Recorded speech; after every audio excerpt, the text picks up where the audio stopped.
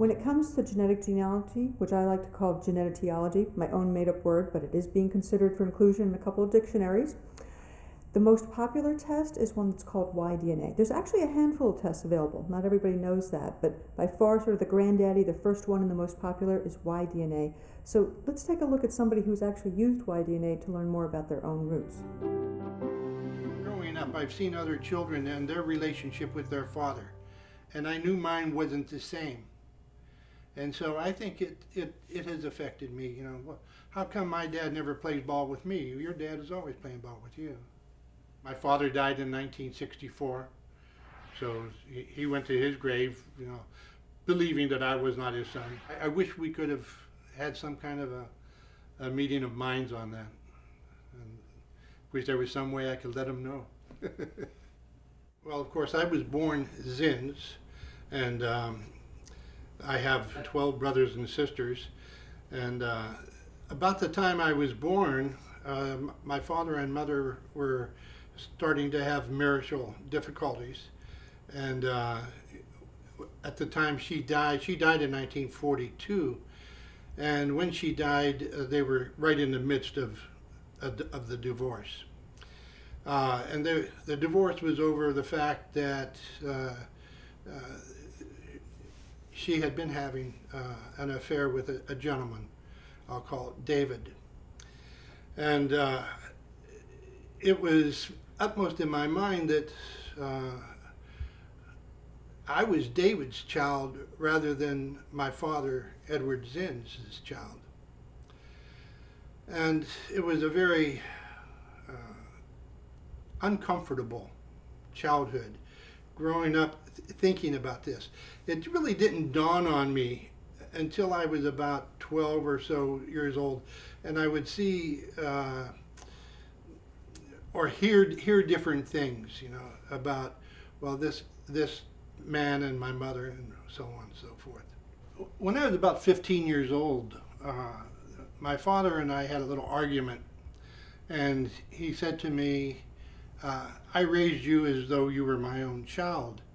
And this kind of put the icing on the cake, and so I knew that at least he thought that I was not his son. So then, in any case, I grew up and didn't think too much about it, and went into the Army, came back out 3 years later, and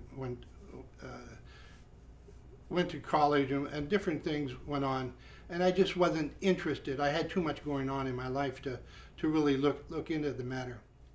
We have a family reunion every year, and of course I'd try to visit all my brothers and sisters. And we were sitting around having a cup of coffee.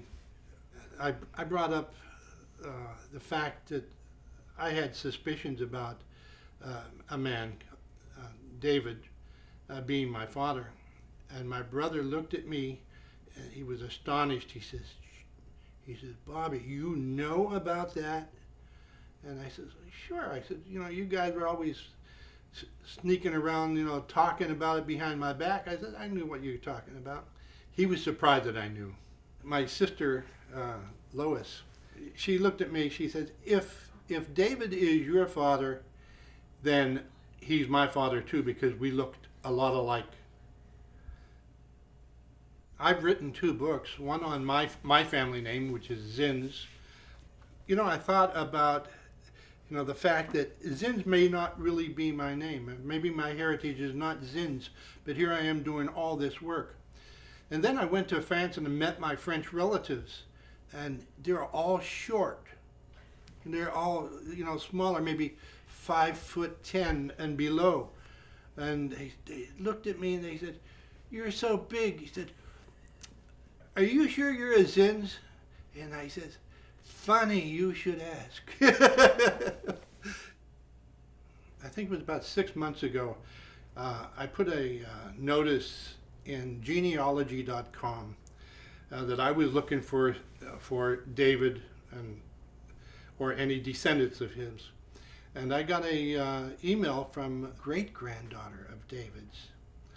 And so we emailed each other back and forth, and she said, "Well, exactly why are you interested in David?" I said, make sure you're sitting down. And I said, well, I think David was my father. And she said, well, we've heard rumors to that effect that he did have another family somewhere. I said, well, now that it's out in the open, I said, what I'm looking for is taking a DNA test with one of the male members, one of the male descendants of David. It's called a Y-DNA test. The Y-DNA test is passed along the male genes, the male line. And it would go back, all the way back to my great-great-great-great-great-great-great-grandfather on my father's side with the same name, with the Zins name.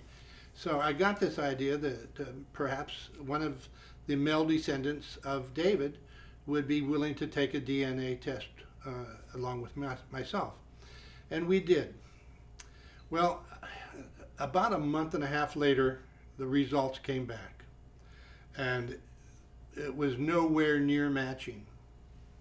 So this proved that David was not my father. Did not prove that Edward was my father.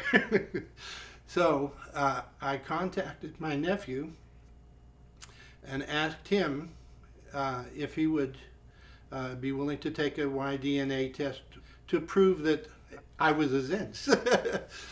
My nephew is the first son of the first son between my father and mother. I knew that he would have the Zins bloodline. And so when it came back again, when his came back, it matched mine 100%, which meant that I was in fact a Zins.